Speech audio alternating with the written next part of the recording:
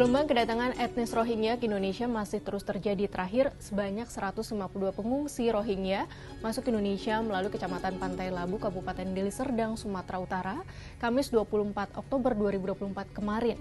Kedatangan kali ini diduga ada keterlibatan jaringan yang mengatur. Bagaimana kronologinya? Lalu bagaimana dilema Indonesia menghadapi pengungsi Rohingya?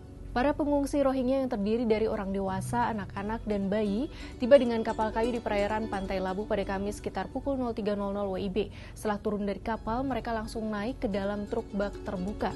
Truk itu kemudian langsung diberhentikan oleh petugas di pos TNI AL Pantai Labu untuk kemudian diproses hukum. Diduga ada jaringan yang mengatur kedatangan pengungsi Rohingya. Orang yang menyiapkan truk sudah ditahan, sedangkan seorang penghubung masih dalam pencarian. Berdasarkan pantauan Kompas, petugas dari Komisi Tinggi Urusan Pengungsi Perserikatan Bangsa-Bangsa atau UNHCR mendata para pengungsi pada Kamis siang. Mereka merekam sidik jari, nama, dan mengambil foto para pengungsi. Setiap pengungsi yang sudah didata diberikan gelang kuning bertuliskan UNHCR yang memiliki kode batang. Seorang pengungsi Rohingya, Muhammad Sufaid, menyebut mereka adalah pengungsi Rohingya dari Myanmar yang sudah beberapa tahun tinggal di kamp pengungsian di Bangladesh. Mereka berlayar selama 17 hari berpindah ke Indonesia untuk mendapat kehidupan yang lebih baik.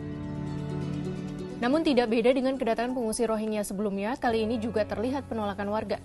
Ratusan warga lokal yang didominasi ibu-ibu berkumpul di area kantor camat menyampaikan penolakan pada kedatangan pengungsi Rohingya. Mereka meminta petugas membawa para pengungsi kembali lagi ke kapal mereka. Petugas Kecamatan Pantai Labu bersama TNI AL, UNHCR, dan kepolisian telah mendata para pengungsi. Namun mereka mengaku belum tahu langkah selanjutnya dan hanya menampung sementara menunggu keputusan pemerintah.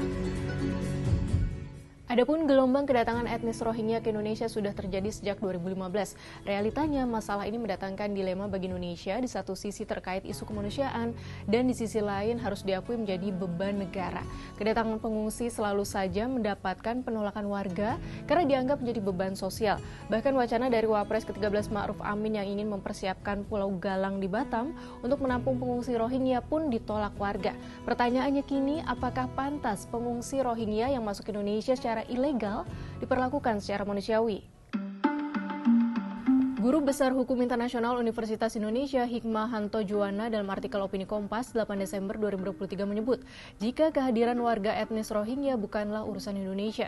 Indonesia tidak seharusnya memperlakukan etnis Rohingya sebagai pengungsi, mengingat Indonesia bukan peserta Konvensi Pengungsi 1951.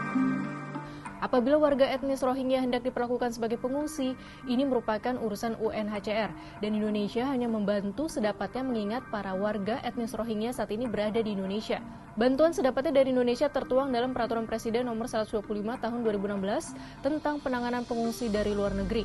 Dalam Pasal 1 Angka 1 Peraturan Presiden Nomor 125 Tahun 2016 didefinisikan istilah pengungsi dari luar negeri, yaitu telah mendapatkan status pencari suaka atau status pengungsi dari Perserikatan Bangsa-Bangsa melalui Komisariat Tinggi Urusan Pengungsi di Indonesia. Apakah pengungsi Rohingya sudah mendapatkan status pencari suaka atau status pengungsi dari UNHCR?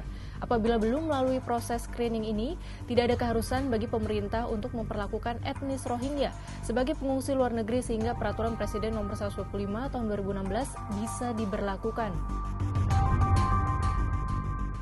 Sudah seharusnya pemerintahan baru Prabowo Gibran mengambil tindakan tegas menghadapi gelombang kedatangan warga etnis Rohingya. Bisa dengan menyerahkan kedatangan ilegal dengan UNHCR dan berkoordinasi dengan Kedutaan Besar Myanmar untuk menutup status pengungsi dan pemulangan. Namun satu hal yang bisa jadi pelajaran, kemudahan menembus pengamanan laut dan ketidaktegasan penegakan hukum dari pemerintah mungkin saja justru membuat Indonesia terus-terusan jadi tujuan para pengungsi Rohingya.